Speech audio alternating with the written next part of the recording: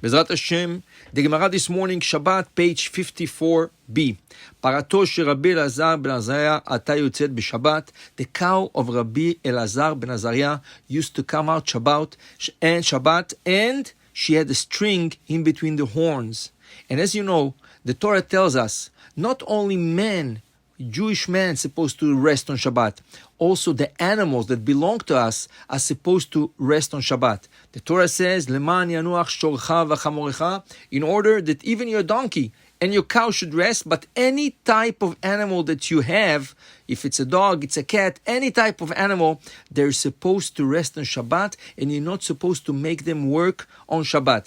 The Yerushalmi, the Talmud, the Israeli Talmud tells us there was a story with a man. He had an ox that he used to plow his field with, but in a certain point he had no money and he had to sell the ox and he had to get some money to cash money for himself and for his family. So he sold the ox to a goy, and the week went beautifully. Sunday, Monday, Tuesday, Wednesday, Thursday, Friday night, the ox started to refuse to work. Shabbat, he didn't want to go to work, and the new owner, the goy, used to hit it and hit it and hit it, and the ox would not move. Sunday, he brings back the ox and he tells him, "Sorry, this ox you sold me I thought it's something good, but it's really bad. It's not working. It's not doing its job." So he told him, "Tell me exactly what happened." So he told me the whole week was working beautifully. Came Saturday, he didn't want to move. So the Jewish owner right away understood what happened over here. He went over to the ears of the ox and he told him, "Listen to me, my dear. Till now, you were in my possession. And in my possession, you belong to a Jew and you had to rest on Shabbat. And always Shabbat, I let you rest. But now that you belong to this non-Jew, you have to work because he's working on Shabbat and you have to work for him." So the owner tells him, the Jew tells the goy, "Please take it and you'll see how it's going to start working." The next Shabbat, the ox is working. But then this goy is thinking to himself, what's going on here? What did he tell the ox that the ox started to work on Shabbat? So he goes back and tells him, "I'm just curious. Tell me exactly what you tell the ox that he started to work on Shabbat." So he told him, "It's very simple. I told him when he belonged to me, I'm Jewish, I'm supposed to rest, and I'm supposed to let my animal rest.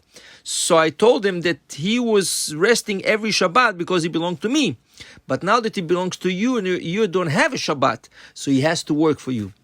Believe it or not, that goy could not understand how an animal understands the concept of Shabbat, and he right away converted, a real conversion, and they called him Rabbi Yochanan ben Torta, Rabbi Yochanan, the son of the ox. To tell you, even an animal understands the concept of Shabbat. So over here, coming back to our Gemara, the cow of Rabbi Elazar ben Azariah was going out with a small string between her horns, which you're not supposed to because it's like making an animal work on Shabbat. So what happened was, the Gemara says, we don't understand something. V'chada parav yale? What, you want to tell me he has only one cow? You know the fortune that Rabbi Elazar ben Azariah had. V'amar Rav. V'amri la amar Rav Yudah amar Rav. Some say Rav, some say Rav Yudah amar Rav. תרסר אלפי עגלי היה מעשה רבי אלעזר בן עזריה בעדרי כל שתה. Do you know that when you have a herd of sheep, of cows, and you have new, let's say, sheep and cows born into your herd, once a year on Elul, you're supposed to give 10% of the new babies born in your herds. So the Gemara says, do you know how much maaser Rabbi Elazar ben Azariah used to give a year? He used to give 12,000 new baby born of veals in his herd. 12,000 is a maaser, is 10%. So it means he had 120,000 new veals born in his herd. So how much cattle did he have? How many oxen and how many cows? So you're talking about one cow? The Gemara says, I don't understand. You're telling me the cow of Rabbi Elazar ben Azariah was going out with the string? You're talking about somebody that had thousands and thousands and thousands of cows and oxes. You're talking about one cow.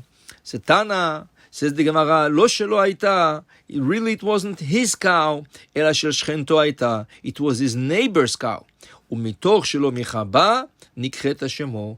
But because he never went over to his neighbor and told her, listen, your cow is going out Shabbat with a string between her horns, and you're not supposed to put even one straw on your cow's back. It has to rest completely, and you're not supposed to put the string between the horns. Since he never went over and told her, it was considered like his sin. From here, the Gemara is teaching us this morning that when